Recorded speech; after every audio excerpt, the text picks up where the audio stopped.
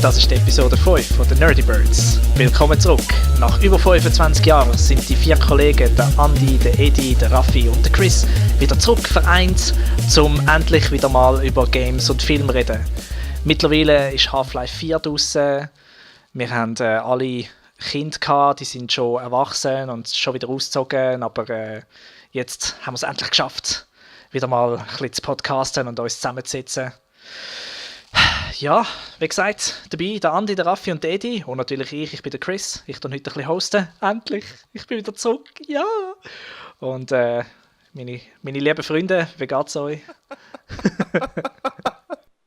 Nach dem Intro kann es einem nicht schlecht gehen, es ist super schön. Zuerst wollte ich den Raffi fragen, wie es seiner Frau und meinem Kind geht, aber da er jetzt etwas mit meiner Schwester hat... Also das Beste finde ich immer noch, dass wir alle keinen Tag gealtert sind. Stimmt. Ah ja, gell? Nicht mal deine Haare sind gewachsen, Edi. Ja, deine auch nicht, ja. Doch, einfach nicht auf dem Kopf.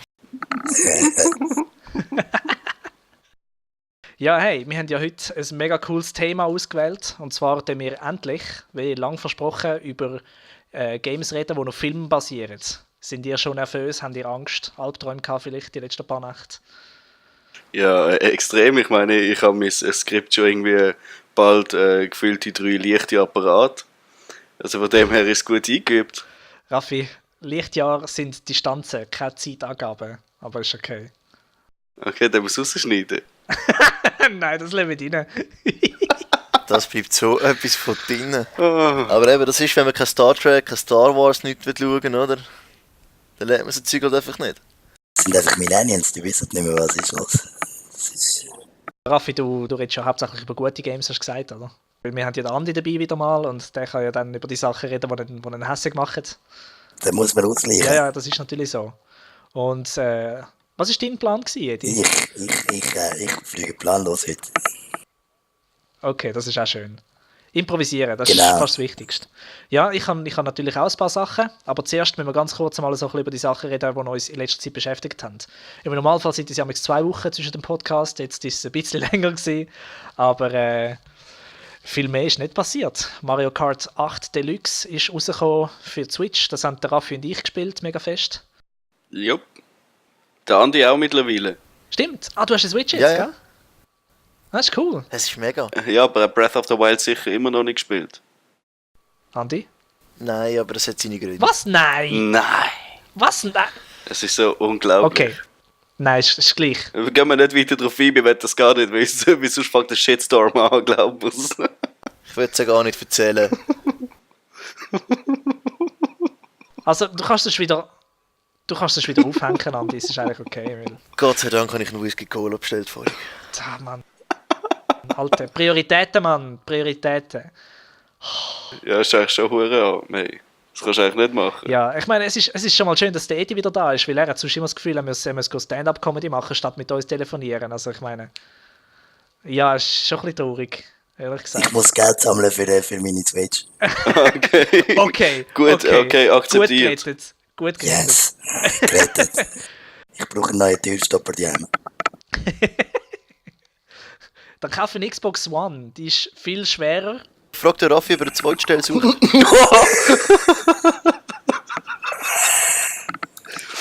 Was ist das Thema von heute? Das Thema für heute? Ja, aber zuerst noch etwas anderes.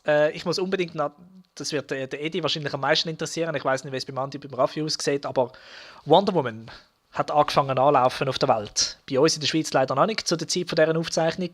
Aber ja. Ich glaube, gemeint schon. Nein, Mitte Juni. Nein, ist am 15. Am Ja. 15. genau. Wir haben heute den 7. Oh boy. Ja. Nein, es ist nicht zu lang. Ja, es ist viel zu lang, ja. Jetzt ist es noch Macht mich hässlich. eine Woche. Wir müssen noch warten. Aber es sieht aus, als ob der Film unglaublich fantastisch wäre. Trailer sehen gut Und aus. zwar nicht nur fantastisch für DC-Verhältnisse, sondern fantastisch für alles. Es gibt Normale Leute, Verhältnisse. es gibt Leute, die sagen, er sei besser als Dark Knight-Trilogie. Und die gehören zu den besten Superheldenfilmen, die es gibt. Es gibt Leute, die es mit X-Men 1 oder X-Men 2 und Spider-Man 2 und 1 verglichen haben. Also, Habe ich gerne Frauen mit Peitschen. der Film. Kommst Flashbacks über und so. gell? Warte, bis älter wird. Aber wir sind doch schon älter, Edi. Ja. Das haben wir jetzt gerade established vorher. Eine Präferenz mehr vom Eddie, als ich gerne hätte gewusst, aber So, ja, herzlich willkommen zu meinem King-Podcast. Ja,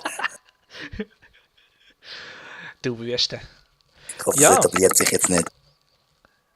Eddie, hast du noch irgendetwas zu Wonder Woman zu sagen? Oder, Ja, also es wird endlich einmal Zeit, weil bei der Batman und der Superman haben beide schon x Filme und x Games gehabt und sie hat noch kein Game gehabt, einen animierten Film und dann noch eine Serie und das ist es etwa gewesen. Und ja. ja, eben, es ist wirklich Zeit geworden und ich kann es kaum erwarten. Das Einzige, was mir, wo ich immer so ein bisschen zusammenkneifen ist, wenn am Schluss von dem Trailer, von dem fantastischen Trailer, die Wonder Woman Musik läuft von Batman wie Superman. Das bringt so Erinnerungen auf, die ich eigentlich gerne würde verdrängen. Für immer und ewig. Ehrlich gesagt, ich finde den Song geil. Es passt. Aber es ist natürlich. Es passt nicht in das, was jetzt da gerade stattfindet. Absolut einverstanden. Es ist mega komisch, weil die Musik halt wirklich so typisch ist, halt zu dem Film passt und am Schluss läuft Wonder Woman Musik und es passt nicht zusammen. Einverstanden. Genau, Ich finde das ja. Lied cool, aber es passt wirklich nicht zum Rest vom Film. Aber ich glaube, das ist jetzt halt das Problem, was sie halt haben. Oder sie müssen sich jetzt einfach an das halt halten, oder wo der Zack Snyder halt aufbauen hat. Genau. Das Gleiche ist mit der Rüstung oder mit dem Anzug. Was finde ich jetzt aber noch cool. Aber ja, wir müssen nicht allzu fest zu detailliert über Wonder Woman reden, weil das können wir dann sicher noch machen, wenn wir ihn mal gesehen haben. Und wir werden dann definitiv schauen gehen. Also ich auf jeden Fall, ihr sicher auch. Ja. Sonst noch irgendetwas, was noch loswerden muss? nicht alle aufs Mal, hä? Andi, Raffi? Ja? Ja, also ich wollte nur erwähnen, dass ich habe schlechte Nachrichten, zwar aus Marvel. Oh, oh ja, Die Nazis werden immer mehr. stimmt. Also das mit dem, da haben wir das letzte Woche schon erwähnt, dass der Captain America den Hammer von Thor bekommt. Ja, genau, das haben wir das letzte Mal besprochen, ja. Genau, und mittlerweile ist rausgekommen, dass das Captain Marvel auch ein Nazi ist. Ja, Und es ist wirklich so, ich verstehe es nicht. Also, die Leute sagen, was machen die für Blödsinn? Und sie machen einfach immer weiter und graben sich immer weiter. Ich sehe zwei Varianten, die da am Laufen sind. Entweder sie haben das Gefühl, sie sind mega clever und sie versuchen einen der coolsten und grössten Plot-Twists aller Zeiten zu machen, merken aber nicht, dass sie alle hässig machen, oder sie haben das Gefühl, dass der Payoff so gut ist, dass es das wieder wettmacht. Oder es sind einfach fucking Nazis, die dort arbeiten, bei Marvel, und das Gefühl haben, sie können tatsächlich irgendwie das halt irgendwie reinwaschen oder halt irgendwie das Gefühl, jetzt ist der richtige Zeitpunkt gekommen, um solche Storys zu bringen und zum... Das Schlimmste ist eben, ich befürchte, es ist eben beides. Also, sie haben das Gefühl, sie schreiben eine gute Story und sie sind fucking Nazis. Und abschließend wollte ich euch einfach sagen, wenn ihr Nazis seht und ihr in Sicherheit sind und ihr das frei könnt machen, dann fußt dabei. ja. Das einzige Mal, wenn er einen Nazi nicht fusten darf, ist, wenn er noch dabei packen kann, zu einem anderen Nazi-Arier. Throw a motherfucker at the other motherfucker. Ja. Ja gut, aber reden wir doch wieder über schöne Sachen. Da hat Marvel echt recht an meinen Kampf schon. Das kommt jetzt dann. Das heisst, mein Struggle.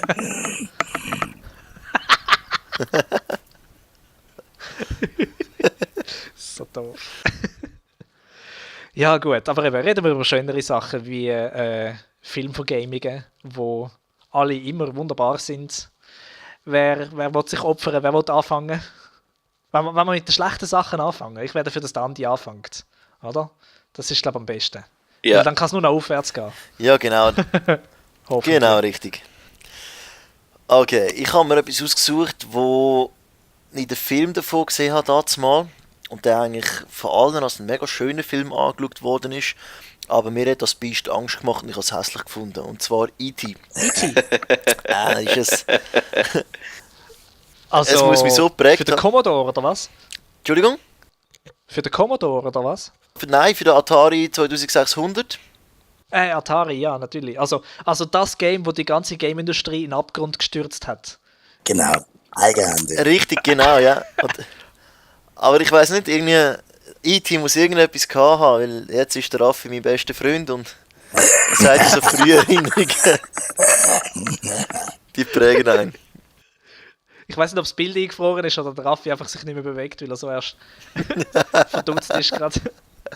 Ich glaube, er hat abgehängt im Fall. Ja, ich bin mir so Zeugs gewöhnt, das ist ganz einfach. Ja gut, ich meine, der Raffi ist ein bisschen E.T. Er hat in Basel gewohnt und er ist aus Winterthur gekommen, oder? So. Und hat ab und zu wahrscheinlich eine Mami angerufen, also... Raffi nach Hause telefonieren. Nach Hause telefonieren, genau. Ja, also die Hautfarbe stimmt auch etwa. Nur ist der Raffi nicht so runzlig. Also mein Finger leuchtet jetzt noch ab und zu. Ja, rot, gell? So. Das ist geil. Da kannst du sicher auch Frauen aufreißen mit dem Höhl, oder? Ja, Deine eben. Finger leuchtet. Aber deine Finger leuchten doch gar nicht! Ja, es ist eben der, den du jetzt nicht siehst. Weißt du, wink, wink. Schau mal, mein Finger leuchtet. Ja, genau. Hey, sammelst du auch? Nein, lassen wir das. Anyway, erzähl von dem Game. Von dem sicher guten Game. Es ist es sollte ein Adventure-Spiel darstellen. Es ist 1982 rausgekommen. Von Atari selber. Der Chris hat schon gesagt, 1983 war ja der grosse Videogame-Crash.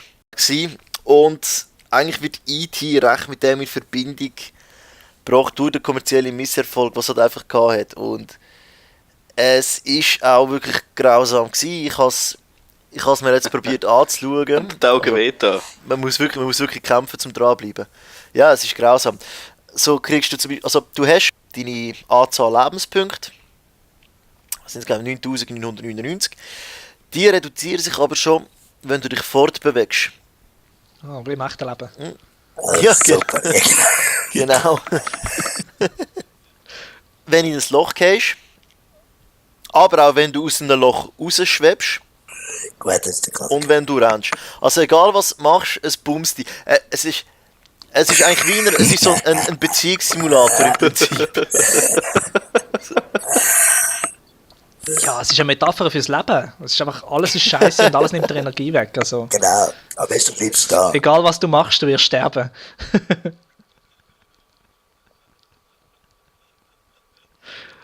Wieso hat das Game keinen Erfolg gehabt? Ich komme nicht raus, es macht keinen Sinn.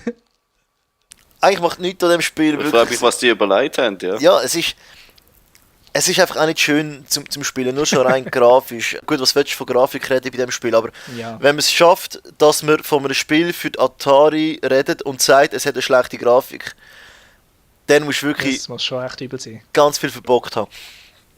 Es geht eigentlich darum, dass du laufst von deinem Raumschiff weg, wirst auf die Erde gebracht und musst dort Teile von einem Telefon finden. Und die sind verteilt in dieser Welt.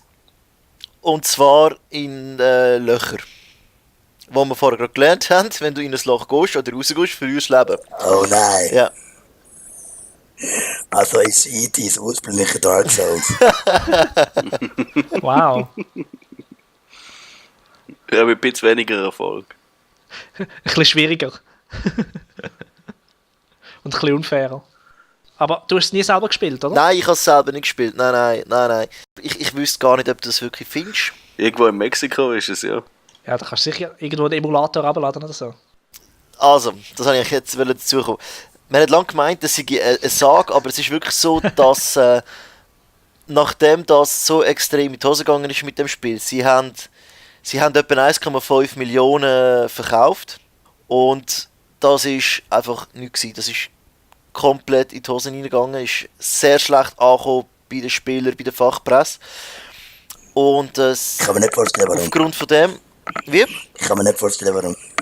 Nein, also ohne Witz, ich meine, hey, in ein Loch gehen und rauskommen für Lebenspunkte, man, das muss man gespielt haben. Auf jeden Fall sind sie dann kurz und bündig mit diesem ganzen Spiel in die Wüste rausgefahren, haben das Loch gebuddelt, die Games reingeschossen und das Loch wieder zugemacht. Es hat... ja. Ah, so geil. Und man hätte lange gemeint, das sei vielleicht nur so eine... Ja, aber das hat gerade einen Kultstatus. Ja, es ist so. ein Kultstatus geworden. Man hätte lange gemeint, ja, es ist vielleicht nur ein Gerücht, dass das wirklich passiert ist, halt so. Es ist dann innerhalb von einer Doku ein Suchteam dort angegangen, was vermutet worden sind, die Spiele. Die sind dort graben und haben tatsächlich die Module gefunden. Zum Teil noch original verpackt. Das wäre eigentlich gerade noch wert, dass der Nathan Drake dort mal anging. Ja, das ist jetzt sicher alles rausgenommen worden mittlerweile. Also es sind, ja, du musst denken, 1,5 Millionen haben sie verkauft. Sie sind auf 80% etwa von den produzierten Modulen. Auf 80% sind sie hocken geblieben. Also viel mehr als vergraben kannst du nicht mehr. Ja, dann musst du ja fast vergraben. Hey. Ich meine, den Scheiß kannst du nicht mehr anschauen im Lager, oder?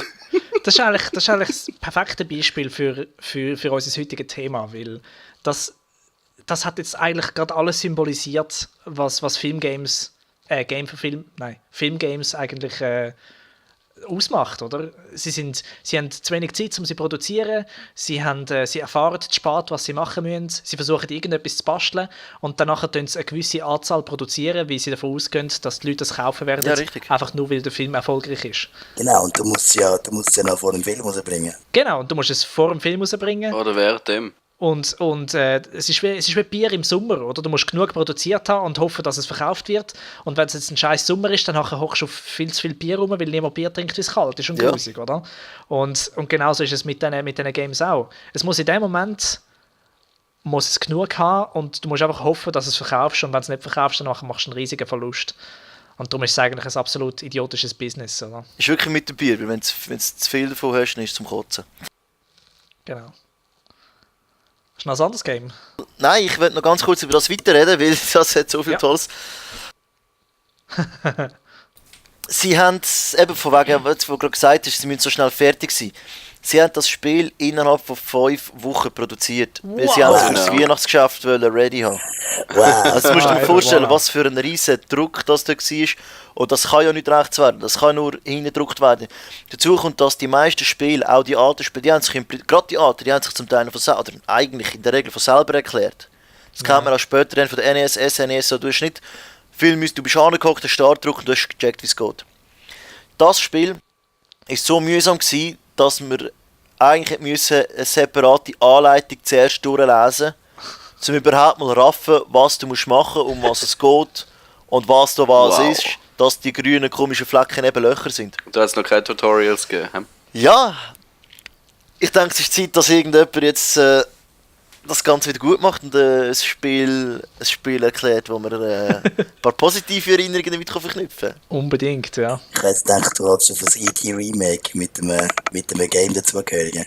Es hat ein Remake gegeben. So ein GTA mit E.T.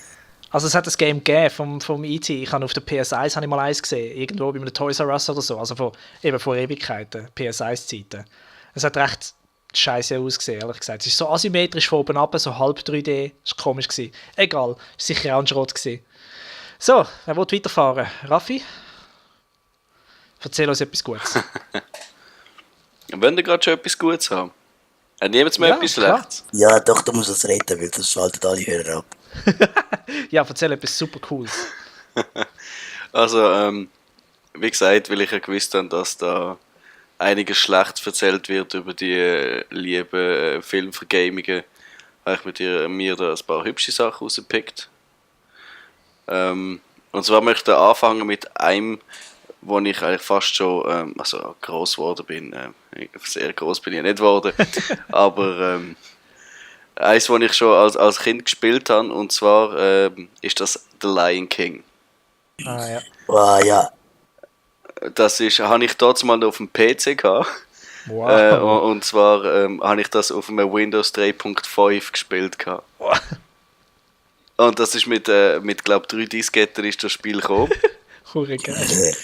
Ja, glaube Super Nintendo und die NES haben das auch noch gehabt. Und auf dem Game Boy ist noch gekommen und der Amiga und Game Gear Master System. Also sie haben es eigentlich überall ein bisschen getoucht. Ich weiß nicht, ob es immer das gleiche war. Ich glaube nicht, von dem, was ich weiß.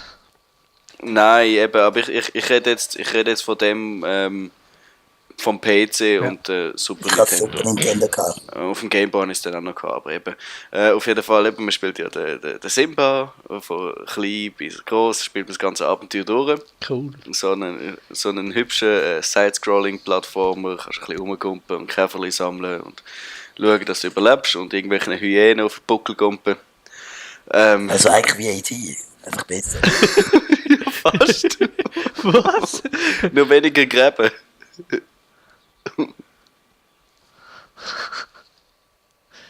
Es hat einen Hammer-Sound. Hübsche Farben. Es ist wirklich für mich damals eines von meinen Lieblingsspielen gewesen. Nur das Problem war, ich habe es knapp irgendwie bis ins 3. oder 4. Level geschafft. Ja. Und habe dann die zweite Diskette nicht mehr gefunden. Oh. Weil das habe ich nicht installiert, also ich weiß auch nicht, oder es war irgendwie nicht installiert gewesen. Auf jeden Fall hat es geheißen, eben zweite Disketten einlegen. Ja, wahrscheinlich hast du gar nicht Also genug wahrscheinlich ist Speicherplatz auf dem PC gehabt, um alles... Kann das nicht wirklich sein. Genau, und auf der Super Nintendo habe ich es dann irgendwie Jahre später dann doch mal noch durchgespielt. Ah, das ist cool. Das ist wirklich so etwas von den tollen Erfahrungen, was so Filmgames anbelangt. Wie nah ist es, wie- es gewesen am Film? Also, ja, schon ziemlich. Also, jetzt halt nicht irgendwie Zwischenszenen sind mit einem Bildchen und hübscher Musik erklärt worden, mit einem kleinen Text drunter, der auf Englisch war. Und du bist am Anfang einfach, das ist noch schön, da die ganze Savanne, Umgruppen und so weiter. Das zweite Level bist du dann auf diesen Vogelstrüs rumgekumpelt okay. und die Musik so weißt du, was ich meine? Ja. So schön die Musik, also das heisst eben, bist eigentlich auch mit dem Film mitgegangen. Das ist dann das Level drauf, bist bei der Hyäne gsi, dort bei dem Mammut, beim Elefantentotenschädel und die Hyänen, die verfolgt haben und dann das Ich muss Lied, den Film wieder mal wo schauen. halt die Hyänen, ja, das ist super.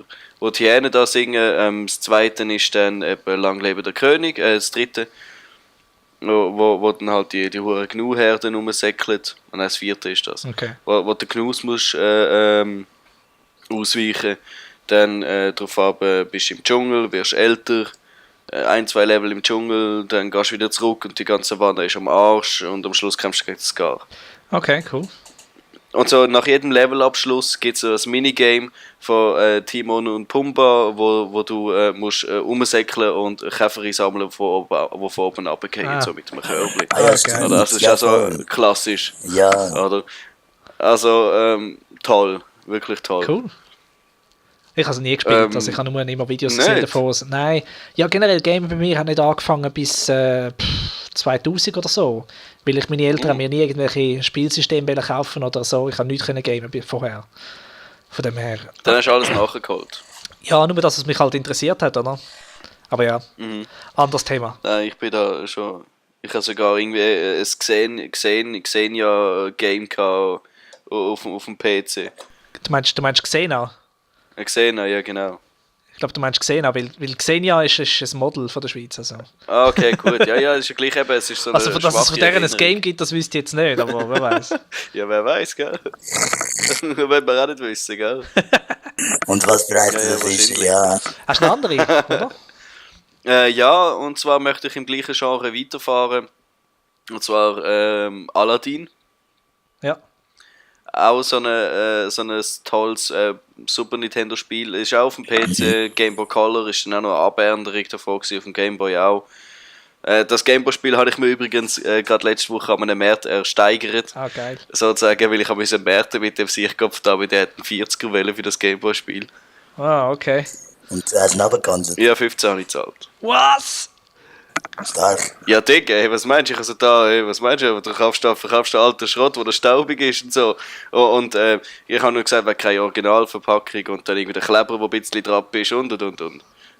Du bist ein verdammt guter Kollege.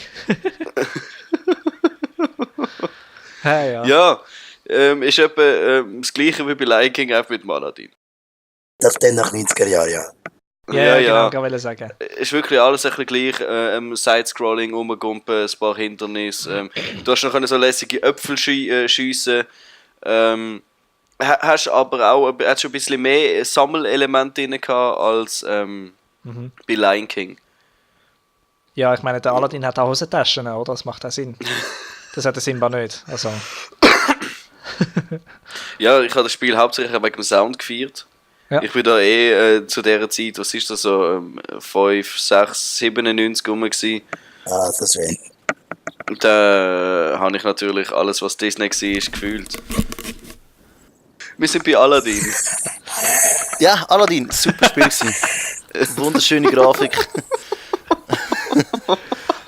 Ja. Der Sound ist ja gut. Ja, Hast du das auch gespielt, Andi, in dem Fall?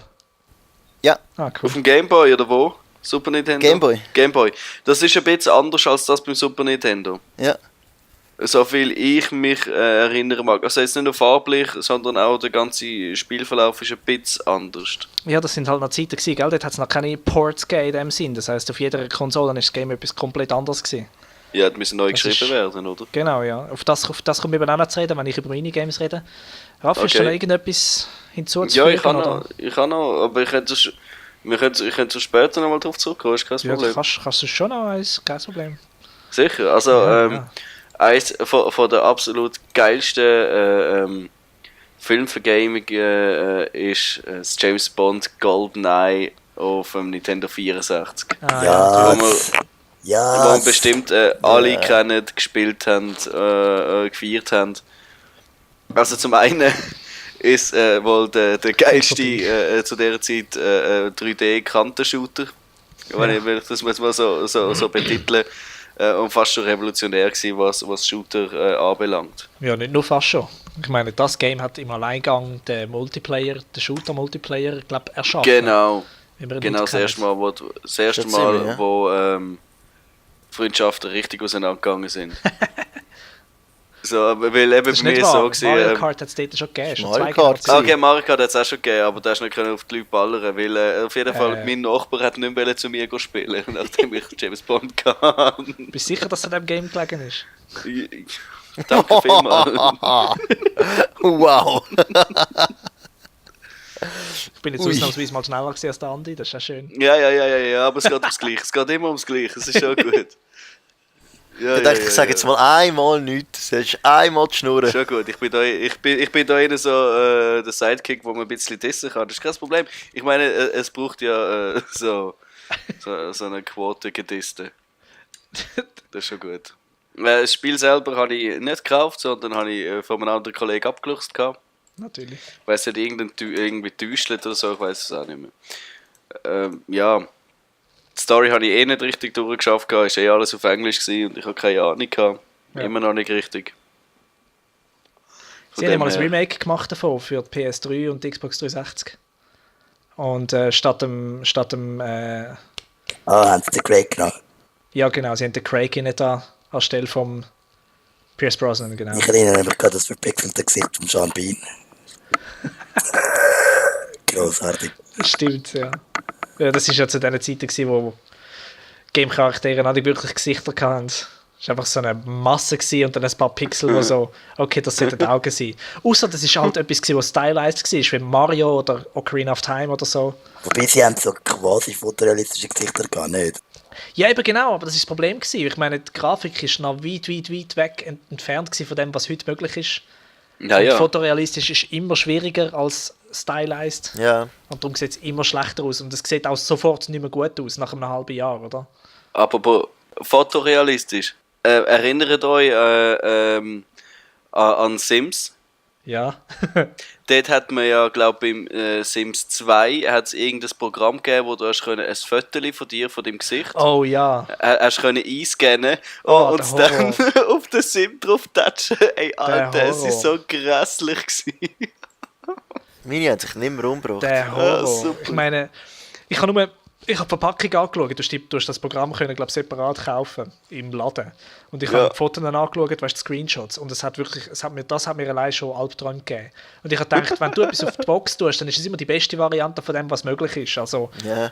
das Echte muss wahrscheinlich viel schlimmer gewesen sein. Ja, ja. Das weißt du, meinen Eltern gegangen ist nach meiner Geburt. Gut, ja. Also, Edi, bist du immer noch am Ideen sammeln oder willst du noch etwas loswerden? Sonst kann ich ein bisschen erzählen. Doch, ich habe eins. Ich habe dann am Schluss noch eins lässiges. Okay, gut. Edi, los. Ich hätte das nie erwartet, aber Spider-Man 2 ist der absolute Hammer. Das ist wirklich cool gewesen. Vor allem, also, und ich glaube, der Erfolg ist wirklich gewesen. Sie haben zwar die Story vom Film genommen, aber noch mit Figuren vom Comic ergänzt. Genau. Und das war Open World gewesen, und das eignet sich natürlich für den Spider-Man perfekt, wo da sich zwischen den Gebäuden muss hangeln. Und ich habe den Teil 1 nicht gespielt, aber anscheinend sind dort noch die Netze wieder aufgegangen.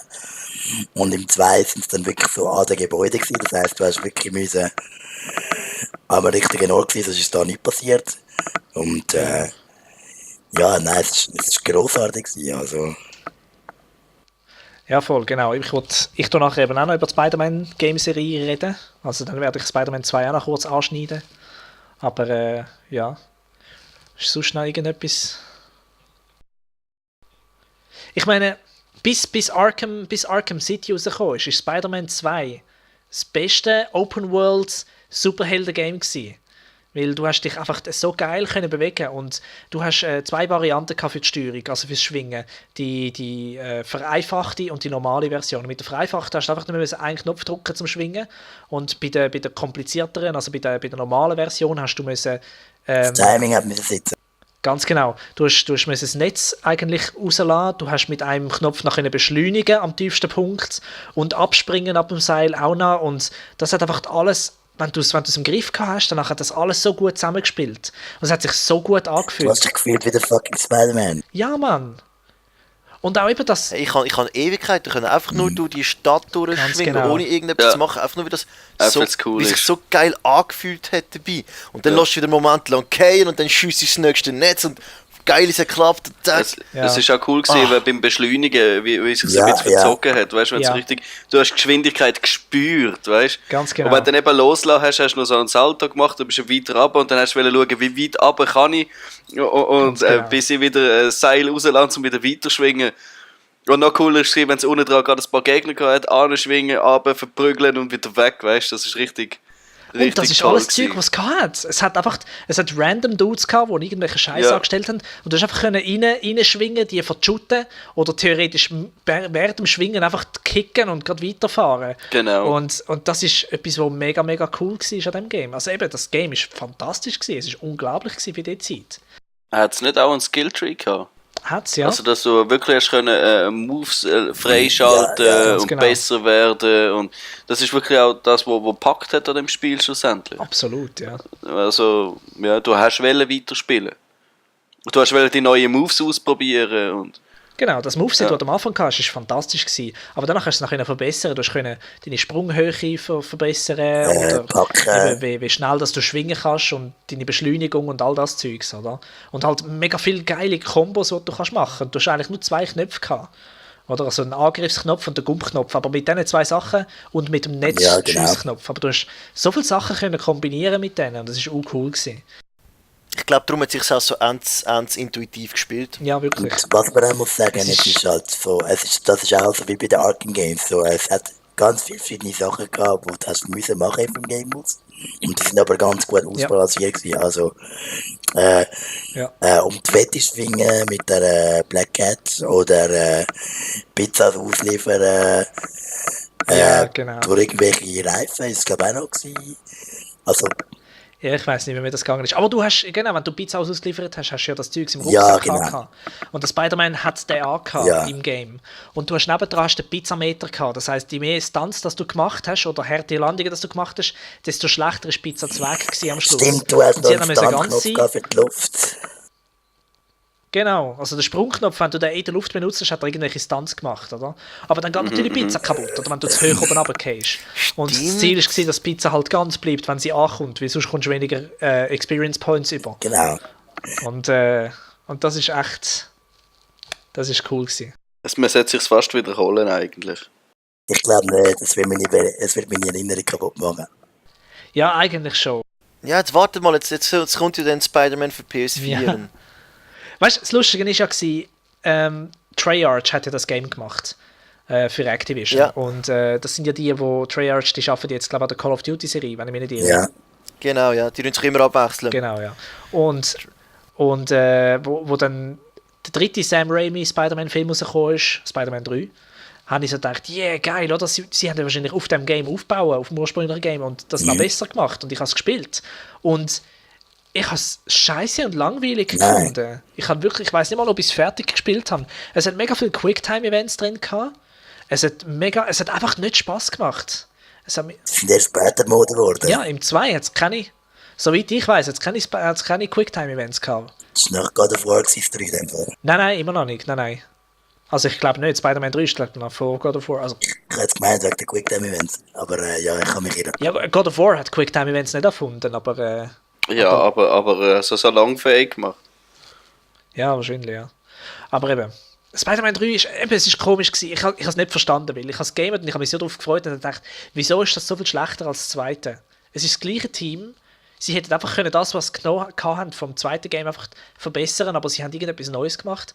Und ich kann nicht genau in Worte fassen, was mich daran gestört hat, aber ich habe es einfach nicht gut gefunden. Vielleicht ist es der James Franco gewesen. Im Zweifelsfall ist es immer der James Franco. Ich hasse den Typ.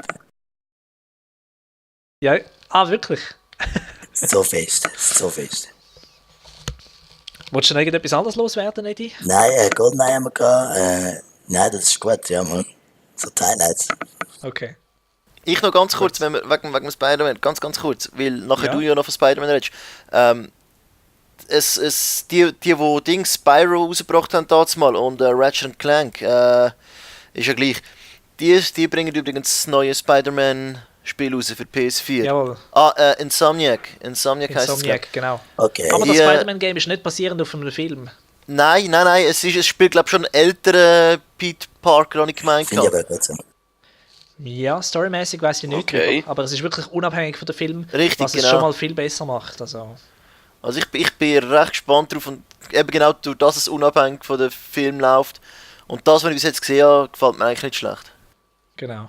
Also ich muss ganz ehrlich sagen, also Film für Gaming, ich bin froh, dass er irgendwann damit aufgehört, weil Ja. es hat sich meistens, also zu 95% hat es sich nicht gelohnt. Ja. Ja, aber die Herr der Ringe-Titel sind ja auch recht gut gekommen. Das stimmt, die sind nicht schlecht. Eben, das ist eben das Komische. Eben, es hat ab und zu einfach eins gegeben, das mega gut war und danach hat es halt die Hoffnung wieder aufgebaut für alle anderen. Weißt du, so, okay, vielleicht sind ja die anderen auch gut und dann einfach jedes Mal so, nein, sind es nicht. Und Harry Potter-Spiel? Über das rede ich nachher noch. Ah, okay, Genau. okay. Weil die sind Ja, cool gefunden. So, Gut. weiter geht's. Eddie, noch irgendetwas zum Loswerden oder bist du sonst zufrieden? Nein, ist gut. Okay, gut. Ich bin zufrieden, ich habe meine Daumen in der Luft. So. Das ist super, machen wir doch alle.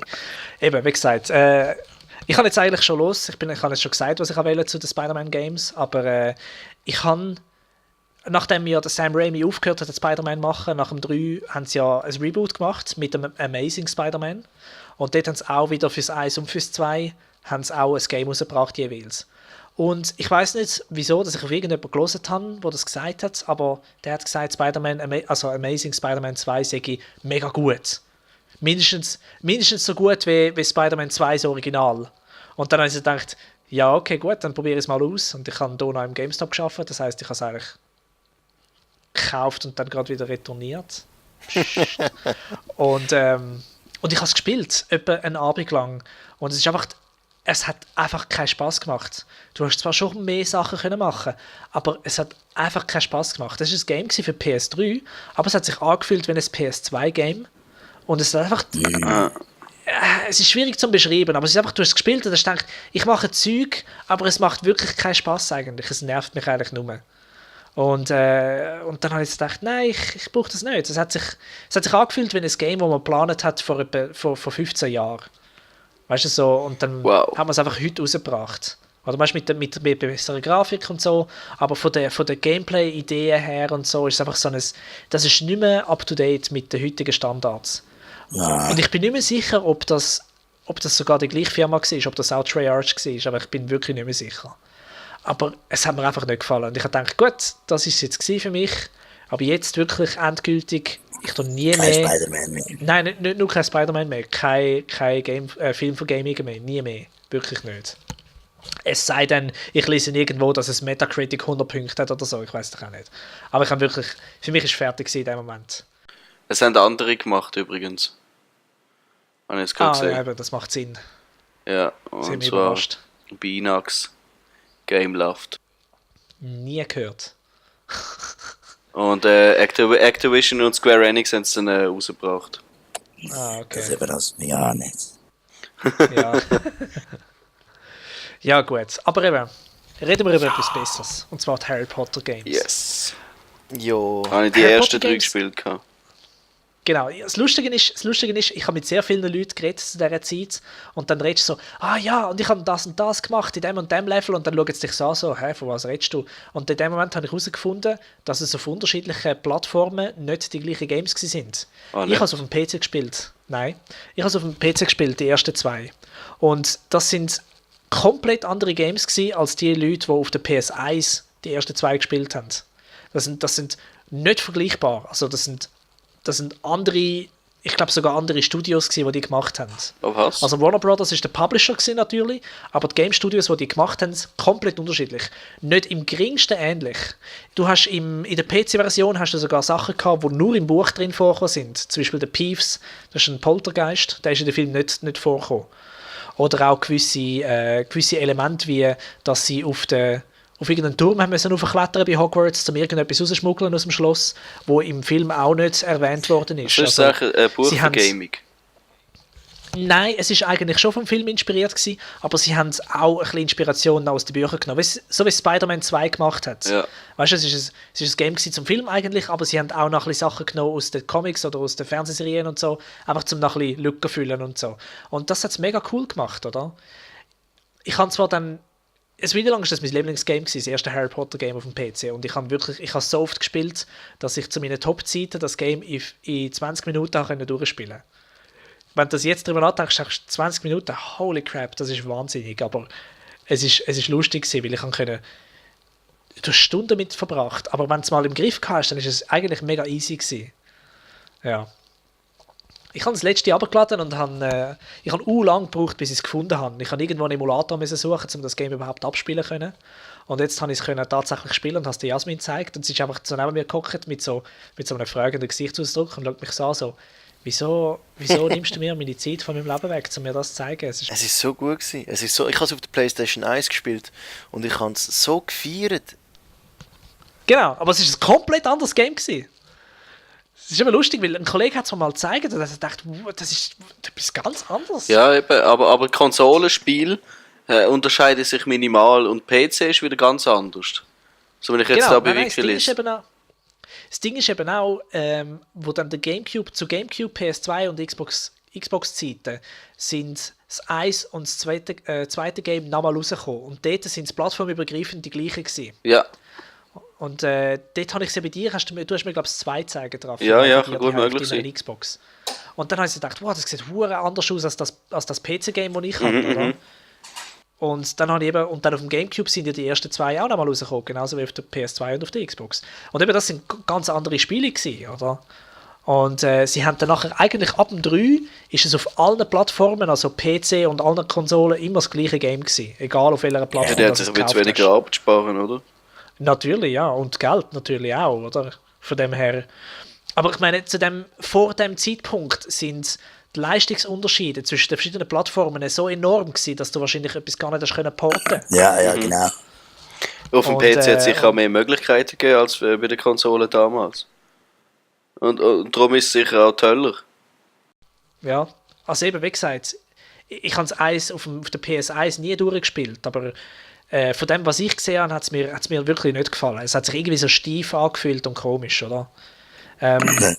Ja. Also das 2, wenn ich daran denke, ist das einzige bei der, was ist das, ist es beim 2 oder beim 3, wo die Peitschen die Weide, oder wie heisst Peitschende Weide, ja. Drei, Ja. ja. Dann ist Peitschen die Weide. beim 3 in dem Fall, dann ist 3 gespielt. Das ist mir Uhuren eingefahren, weil das ist Uhuren tricky gewesen. Es ist lustig. Ich hatte das 3 für den Gamecube gehabt, und ich weiß, dass ich es gespielt habe, aber ich mag mich an nichts mehr daran erinnern. Ich habe eine Szene im Kopf. Ich glaube, das 3 war das erste Mal, wo du hast können. Du bist immer zu dritt unterwegs gewesen. Weil im 1 und im 2 bist du eigentlich immer alleine unterwegs gewesen. Und im 3 bist du immer zu dritt unterwegs gewesen. Und hast zum Teil auch Moves können machen, wo du das zweite musst sein. Oder hast zwischen den Charakteren können hin und her wechseln. Ja. Was recht cool war. Und das heisst, du musst zum Teil miteinander Blöcke lupfen und umschieben und so. Und das habe ich cool gefunden. Weil ich meine, so ist es ja in den Filmen ja auch gewesen. Sie sind ja zu dritt unterwegs gewesen, nicht alleine. Ja. Und im 4, ich weiss nur, dass im 2 und das 3 zumindest die PC-Version damals, die Original-PC-Version, sind Open World gewesen. Also du hast jederzeit eigentlich können, wenn du nicht in einer Mission bist, im ganzen Schlossgebiet rumlaufen. Während das 1 ist komplett linear gewesen. Also da bist du dort gewesen, du bist von einem Ort zum anderen gegangen und der Rest ist abgesperrt gewesen. Du hast nicht können irgendwie Zeugs machen. Das war irgendwie schade gewesen. Aber ab dem 2 war es wirklich offen gewesen. Und dann das 4 ist wieder linear gewesen, und zwar levelbasiert. Das heisst, du hast am Anfang ausgewählt, welchen von den 3 dass du spielen willst, und du hast noch können, weißt du, hast immer die Karten gesammelt, ja, genau, wo es bei den Schokofröschen dabei gehabt. Und die Karten hast du können eine Art einsetzen als Buffs für deinen Charakter. Das heisst, dein Zauber macht gerade 3 Zauber gleichzeitig, weißt du, so einen trichterförmigen Zauberspruch, das heisst, er trifft mehr Gegner oder das und das oder mehr Health und was weiß ich. Oder? Und du hast am Anfang vom Level eigentlich ausgewählt, wer du spielst, dann eine Karte gegeben und danach hast du ein Level gemacht und die anderen 2 sind einfach mitgelaufen. Und das habe ich auch gespielt, das war das erste, wo ich dann wieder für den PC gespielt habe, nachdem ich Gamecube hatte. Und das ist wieder, all die Games sind so unterschiedlich voneinander. Es war mega lustig, weil es ist, ich habe keine Ahnung, ob es die gleichen Teams sind, aber es war wirklich jedes Mal etwas ganz anderes gewesen. Und dann habe ich es, glaube ich, sein gelassen. Und dann habe ich hier im GameStop gearbeitet, wo die letzten 2 rausgekommen sind. Und die sind ja auch wie der Film aufgesplittet worden. Das heisst Part 1 und Part 2.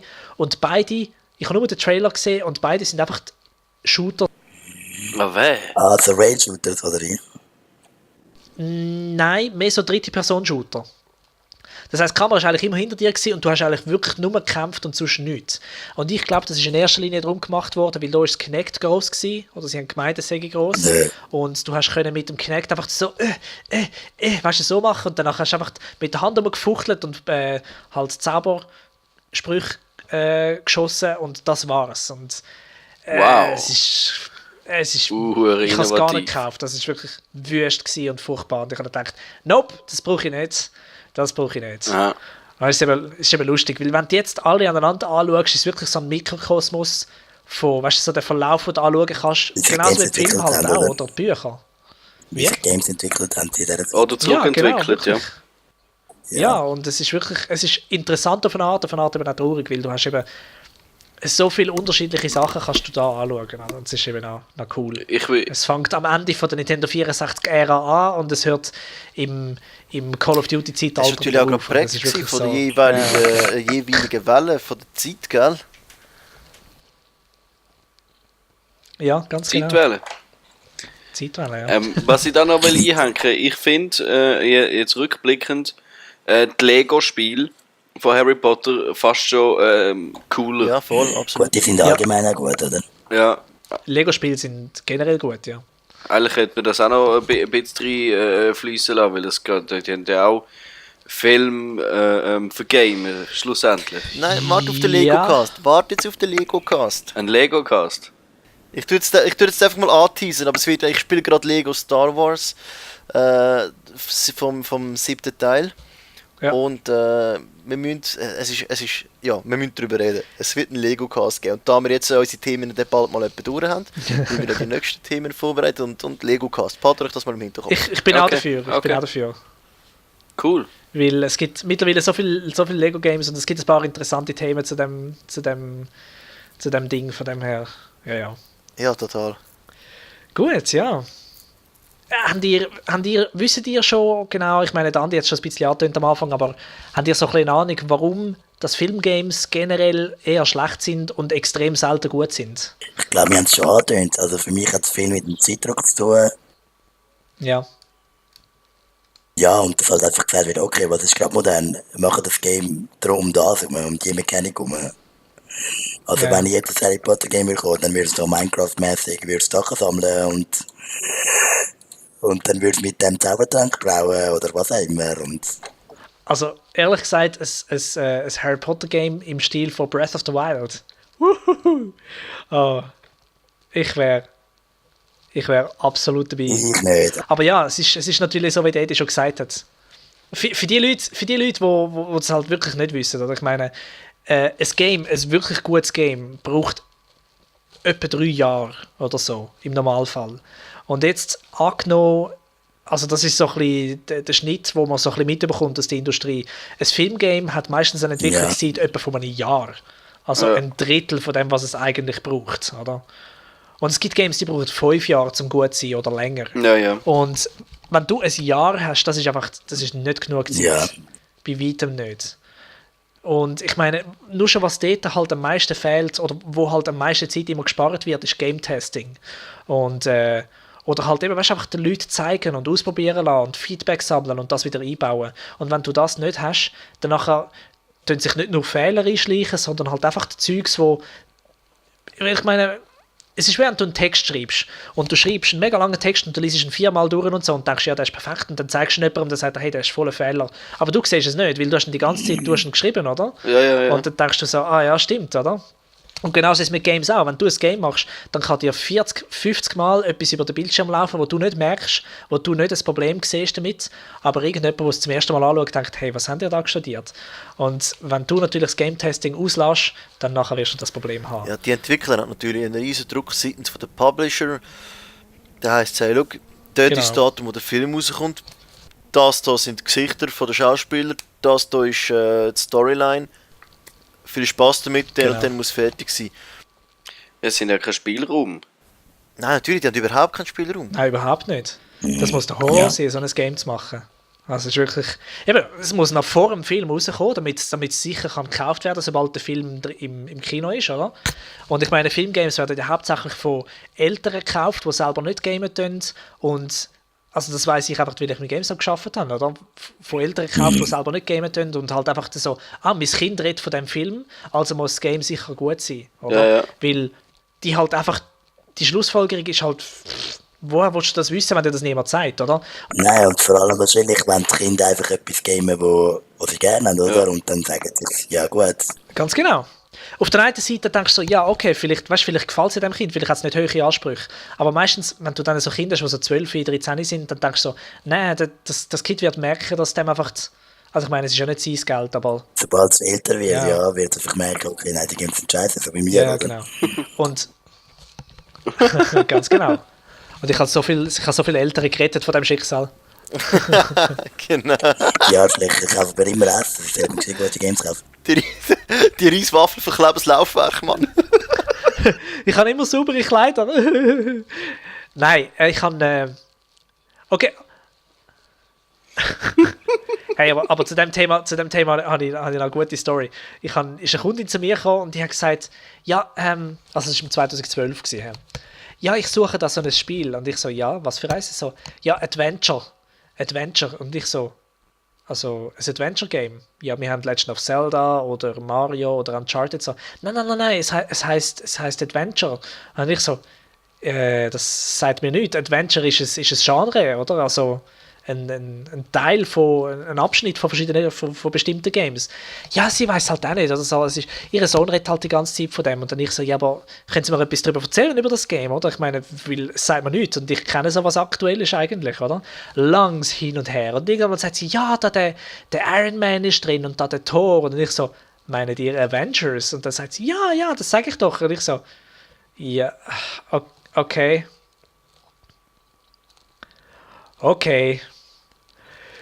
Und dann haben wir halt müssen auch noch erklären, dass sie jetzt ihre ganze Zeit verschwendet hat, die halbe Stunde, was sie mit mir diskutiert hat, weil es kein Avengers-Game gegeben hat. Aber dafür habe ich ihr nachher einen Gratis-Tipp gegeben und gesagt, schauen Sie, wenn es ein Game gibt, das basierend ist auf einem Film, dann ist sie in 99% von der Welt nicht gut. Und ich meine, es hat sogar ein Thor-Game gegeben, das weiss ich, zum Film. Und das Green Lantern Game. Oh Gott. Und ich meine, Green Lantern wissen wir alle, das war ein fantastischer Film gewesen, oder? Vielleicht ist das aber der Umkehreffekt, oder? Weil der Film schlecht ist. Okay, aber das Problem ist, der Film ist so schlecht gewesen. Alles, was sie mit dem gemacht haben, muss besser werden. Aber bei Thor habe ich keine Ahnung. Ich weiss, der eine Kollege hat es gespielt, aber er hat komische Sachen gut gefunden, von dem her... Also der Andi? Kann ich mich nicht darauf verlassen, was er gesagt hat. Nein, ich kenne ihn nicht. Ich habe den Andi noch nicht gekannt. Für das Spiel von Green Lantern hätten sie einfach die alten E.T.-Games wieder ausgraben und Green Lantern draufschreiben. Das wäre immer noch besser gewesen wahrscheinlich, ja. Dann sind sie wahrscheinlich wieder in die Wüste zurück. Sie müssen sich verstecken. Wir haben das Green Lantern Game und so. Ja. Was meint ihr? Gibt es Ideen, Vorschläge? Wie können wir das verbessern? Gar nicht mehr machen. Die Filmvergamungen. Wie können wir das retten? Nein, einfach sich mehr Zeit nehmen. Also ich meine jetzt zum Beispiel South Park hat jetzt auch, also okay, der zweite Teil ist ja noch in der Mache. Hätte, glaubst du, sollte mal rauskommen oder so? Ja, The Fractured But Whole. Genau. Die haben da ein bisschen mehr Zeit, weil es nicht um einen Film geht, sondern weil es auf der Serie ist, die immer läuft. Ja, ich denke, South Park kannst du nicht vergleichen. Das Game ist ja eine separate Story. Ja, genau. Es ist ja nicht das Gleiche. Außerdem sind die Macher von South Park selber dabei. Ja. Also, Das ist wie, als würdest du eine Staffel spielen. die haben zig Jahre Zeit gehabt, um sich mit dem Charakter auseinanderzusetzen und so. Eben. Ich denke, eher Ja. so wie beim neuen Spider-Man, der jetzt kommt, halt, nimm von mir aus Charakter. Also gut, sie nehmen ja nehme ich an, nicht den neuen Schauspieler. Nein. Nein. Ja, die haben auf einen im Strampelanzug. Genau. Wenn du weißt, es kommt ein Game über den und den Film raus, dann nehmt die Basis davon, wie ich das letzte Mal im letzten Podcast schon gesagt habe, macht etwas Eigenes daraus. Dass vielleicht so ein bisschen, wenigstens Ganz genau. vielleicht nicht der Zeitdruck weg ist, aber schon mal der Faktor Story weggeht. Aber Das das ist- Problem, das Problem, das ich da sehe, dann sind für mich Filme die falsche Basis. Dann sagst du lieber, ich nehme einen Comic oder ich nehme eine Serie. Weil ein Film, der erfährst du ja eben so ein Jahr vorher erfährst, dass der kommt. Und dann sind wir wieder bei dem Jahr entwickelt. Genau. Eben, das muss natürlich dann. Die Zeitspanne muss natürlich weglaufen. Also weggehen. Also du könntest natürlich. Er lässt einen Trailer raus für einen Film, den wir in 3 Jahren bringen. Nein, aber kommerziell gesehen geht es ja nur darum, dass die Figur Ja. auftaucht von dem Film. Genau, das Game müsste natürlich nicht an die Zeit gebunden sein. Also, okay. Weißt? Und wenn du jetzt sagst, okay, sagen wir, irgendein Superheldenfilm, der in nächster Zeit rauskommt, Wonder Woman, perfekt. Sagen wir, irgendein Studio hat jetzt den Auftrag, einen Wonder Woman Film ein Wonder Woman Game zu machen. Dann eben, wie der Andi gesagt hat, du nimmst die Idee, die Charaktere, was weiß ich, vielleicht sogar die Schauspieler, die Originalschauspieler und machst eine separate Story, die nicht direkt an den Film gebunden ist. Und dann bist du auch nicht, an die Handlung gebunden, du bist nicht an gewisse, weißt du, so Cornerstones von der Story gebunden. Das heisst, die Gamemacher sind wirklich frei und dann sagst du wirklich, das Game ist inspiriert von dem Film und es spielt vielleicht sogar in dem Universum, aber es muss nicht in dieser Zeit rauskommen, sondern das Game kommt raus, wenn es parat ist. Und sie haben Zeit, um etwas Ganzes zu machen. Weil dann hast du nicht, ich meine, klar würdest du es wahrscheinlich besser verkaufen, wenn es gleichzeitig rauskommt wie der Film, aber du könntest ein gutes Game machen, das sich auf längere Zeit raus besser verkauft. Okay. Also eigentlich etwas Ähnliches wie das, was wir das letzte Mal schon besprochen haben, dass du sagst, eben, du machst eine eigene Story einfach inspiriert von dem und schaust, dass es einfach ein gutes Produkt ist in erster Linie. Richtig. Weil ich meine, Breath of the Wild hat es gezeigt, oder? Wenn du ein gutes Game machst, dann verkauft sich das Millionen von Mal. Wenn du ein Game machst, das einfach nur wegen dem Namen bekannt ist, dann verkaufst du es am Anfang vielleicht gut, bis alle gemerkt haben, dass es ein Scheiß ist und danach verkaufst du nie mehr eins. Dann landet es bei GameStop. Ja. Nein, ja, es ist so. Ich finde jetzt, mich würde es zum Beispiel sogar flashen, wenn ich jetzt einen Film schaue, eben wieder in eine Welt eintauche, die mich interessiert und weiss nachher, hey, in dem Game innen kann ich nochmal in die Welt eintauchen, erlebe aber nochmal eine andere Geschichte, mit einem anderen Plot-Twist vielleicht, Genau. einem anderen Ende. Das wäre für mich gerade nochmal ein Kaufgrund. Ja, Da hat ja Enter the Matrix eigentlich richtig gemacht. stimmt. Ja, absolut. Stimmt, ja. Von dem wollte ich noch kurz schwätzen. Weil die sind eigentlich auch, haben wie nur so ein Zwischenstück erzählt zwischen Reloaded und Revolutions. Oder? Ja. Und ich weiß jetzt nicht, wie lange das sie gehabt haben oder auf wann das sie es rausbringen müssen. Aber ich habe gemeint, sie haben es nach dem Film rausgebracht. Oder? Oder ist es dazwischen drin gewesen? Ich glaube, es ist nicht auf ein Filmdatum. Ich habe gemeint, es sei dazwischen gewesen, aber Ich glaube, Ich weiß es nicht. ich habe das Gefühl, es sei dazwischen gewesen. Ist dazwischen rausgekommen? Ich weiß es jetzt, ich weiß es echt nicht. Ich weiß, dass Animatrix dazwischen gekommen ist, aber Ja, aber Animatrix ist doch rausgekommen, kurz bevor der zweite Film rausgekommen ist, oder nicht? ist das nicht auf der DVD, auf der Special Edition DVD vom zweiten drauf gewesen? Keine Ahnung, ich habe es nur in dieser Box drin gehabt. Nein, das ist wieder etwas anderes, die Riesenbox, die wir beide haben. Eben in dieser Box mit dem Neo. Ja, aber dort ist alles dabei gewesen. Auch Behind the Matrix und alles Zeug. Ja. Das ist wieder etwas anderes. Ja, da ist alles dabei gewesen. Ja. Enter the Matrix, für die es nicht wissen, ich weiß nicht, Raffi, willst du schnell zusammenfassen, um was es gegangen ist? Oder? Du spielst auf zwei Charakter. Niobe und The Ghost. Die sieht man im Film kurz. Also sicher die Niobe, oder? Man sieht sie. Sie sind, Kommen sie kurz? ja, sie sind beide, kommen jetzt Genau. vor in... Okay. Im 2 und im 3. Eben, und das Spiel macht eigentlich etwas richtig, und zwar, du kannst die beiden ja wählen am Anfang. Du spielst auf die eine Storyline durch. Es ist eigentlich parallel dazu, aber der jeweilige andere Charakter macht immer ein bisschen etwas anderes. Oder? Also teilweise, wenn man so spielt, hat man schon das Gefühl, ja, ist eigentlich fast das Gleiche. Aber es gibt ja gleich so einen anderen Blickwinkel. Oder du weißt, was hat die andere Person in dieser Zeit gemacht. Das ist ja PC, Xbox und PS2 gewesen, und glaube Gamecube auch noch. Und was ich wirklich cool gefunden habe, ist, dass sie Zwischensequenzen nicht animiert gewesen sind, sondern dass wirkliche Filme gewesen sind. Also extra dreite Sequenzen.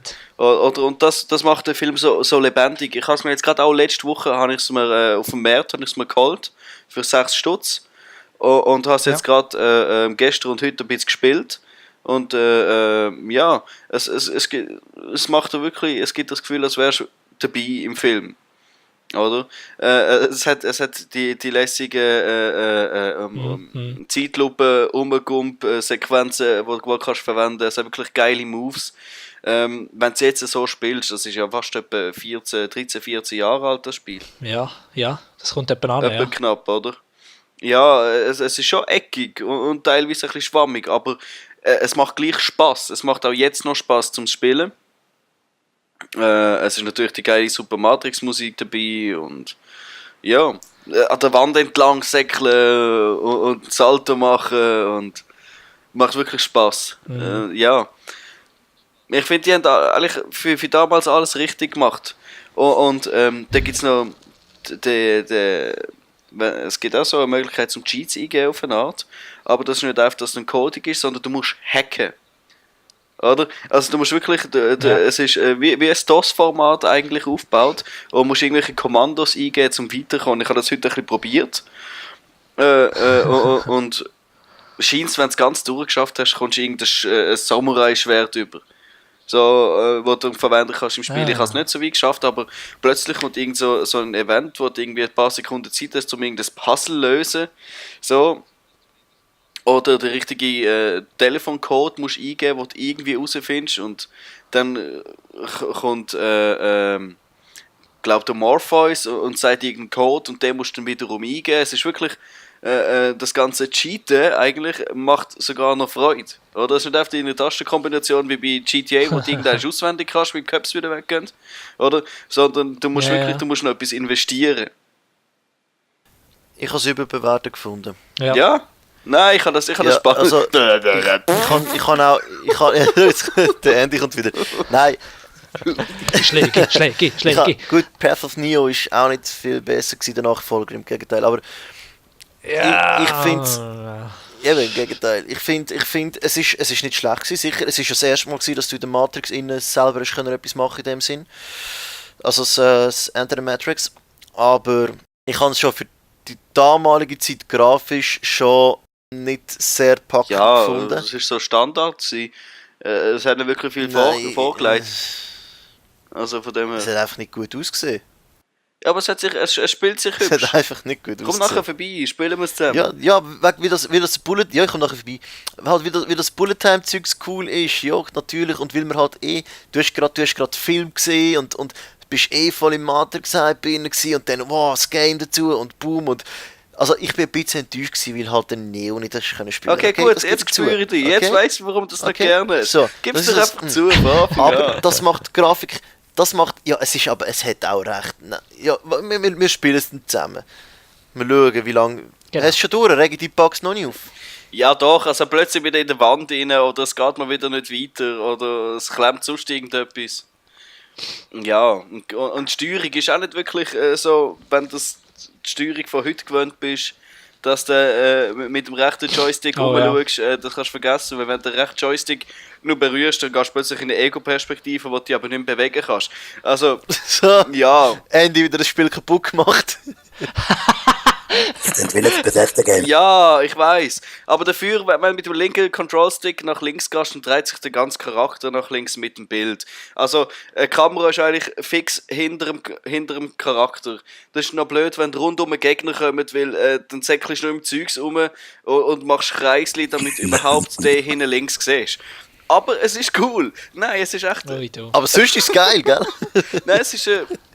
Jetzt für das, wir haben es immer noch von Filmvergamingen und für eine Filmvergaming ist es ein cooles Spiel, finde ich. Können wir jetzt Segment haben, wo der Raffi einfach ein Game nimmt und sich über die Kamera von dem Game aufregt?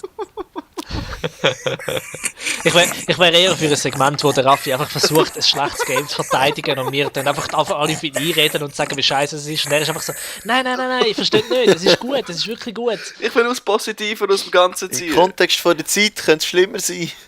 Ist nicht alles schlecht. Ja. Sogar E.T. hat etwas Gutes. Ist okay. Okay.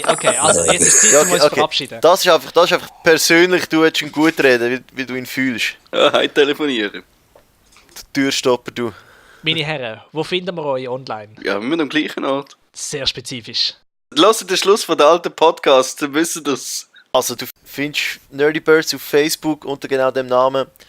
Du findest den Raffi bzw. mich auf Facebook unter KB Combo. Das ist unsere Hip-Hop-Formation.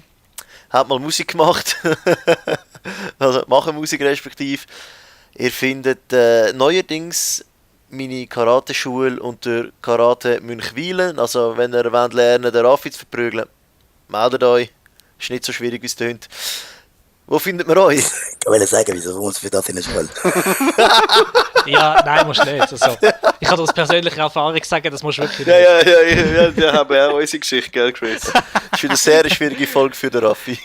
Nächstes Mal sind wir wieder lieber. Nein, wir sind jetzt ein bisschen fies. Ja, Der Raffi ist hoffentlich. toll. Ja, aber weißt du, er schneidet jetzt die Folge nicht, von dem her jetzt können wir wirklich auf ihn reden. Eddie, wo bist du zu finden online? So, ja, ich bin auf Facebook. Meine Comedy-Seite ist Eddie Ramirez. EDDI geschrieben. Mein Twitter ist @RollingEddie. Und mein Tumblr ist auch @RollingEddie. Yeah. Coole Sache. Yay. Ich bin auf Twitter als Chris Crowdley, Chris, wenn man sagt, und dann CROWDLY. Und sonst natürlich eben auch auf der Nerdy Birds Facebook-Seite oder auf unserer Soundcloud-Seite, die genau gleich heisst. Da könnt ihr natürlich auch Zeugs schreiben. Das wäre übrigens cool. Weißt du, so teilen und so. Ja, bitte Leute, teilt uns das Zeugs teilen. Ich meine, wir tun da mega viel Arbeit machen und so, vor allem der, der schneidet, lieber Raffi. Und es wäre auch cool, wenn ihr ab und zu irgendwie noch ein bisschen einen Kommentar macht oder so. Ich meine, wir haben Leute gehabt, die auch Input gegeben haben für die Folge. Die Barbara zum Beispiel, sie hat gesagt, wir sollen unbedingt über die Harry Potter Games erzählen. Und dann habe ich gesagt, ja. Yep. Super, merci vielmals, Barbara. Danke. Jawohl, danke Barbara für dein Feedback. Und wir tun definitiv darauf eingehen, vor allem jetzt am Anfang, wenn nur eine Person etwas sagt, dann wird es nicht schwierig sein, auszuwählen, von wem das wir jetzt erzählen. Von dem her, Barbara, du bist unsere beste Hörerin. Und generell? Ja. Wollt irgendjemand noch etwas loswerden, bevor ich uns da verabschiede? Genau, generell ist es cool, wenn ihr hört. Ja, vor allem, wenn ihr bis zum Schluss hört. Ich meine, da sind wir weit gekommen. Genau. Oder? Respekt. Ja, und ich muss ein bisschen daran denken, der Raffi muss das Zeug normalerweise zweimal hören. Einmal, wenn wir ihn runterlassen, und dann hat Mischa gehört das ganze Zeug Ja, ich nochmal. muss es 4-mal hören, weißt Habt ein bisschen Mitleid, hört das Zeug. Das ist der Grund, warum ich nicht schneiden tue. Weil, ach mein Gott, Andi, deine Stimme. Das ist einmal lange damals im Monat. Der Chris hat gerade das Abo gelöst, er kriegt alle unsere künftigen Alben gratis heimgeschickt. Oh nein! Aber nur Teil vom Andi. Ja, nur meine Parts, genau. Oh nein. Aber jedes Mal, wenn der Raffi singt, kannst du einfach nur piep. Der Raffi könnte sich nicht lachen im Hintergrund. Genau, finde ich gut. Ich würde sogar noch Geld ausgeben für das Album. Er ist gar nicht dort, Anyway. er ist am Heim telefonieren. Meine Herren, es war schön gewesen. Ah, ihr seid so blöde Scheiben, hey. Es ist Wirklich sehr, mega ja. schön gewesen heute mit euch. Wir haben es endlich wieder Ich mal hab's geschafft, genossen. alle 4 zusammenzusitzen. Das haben wir schon das Video nicht mehr geschafft. Ja, Jetzt ich wieder auch, regelmäßig. wirklich. Das ist wieder mal... Ja, voll. Jetzt schauen wir, dass wir es wirklich wieder in 2 Wochen wieder schaffen. Aber ja. Eventuell schaffen wir es auch ab und zu noch eine Spezialfolge rauszubringen. Darauf für dich haben schon eine aufgenommen. Unsere Zelda-Folge. Genau, ich hoffe, dass die schon draußen ist, Ja, bis wir ja. das da aufladen.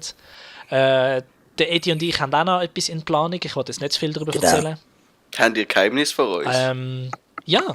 Ein bisschen. Ein bisschen Geheimnis. Okay, meine lieben Herren, sagt ciao. Tschüss miteinander. Danke vielmals und tschüss zusammen. Peace. Ade.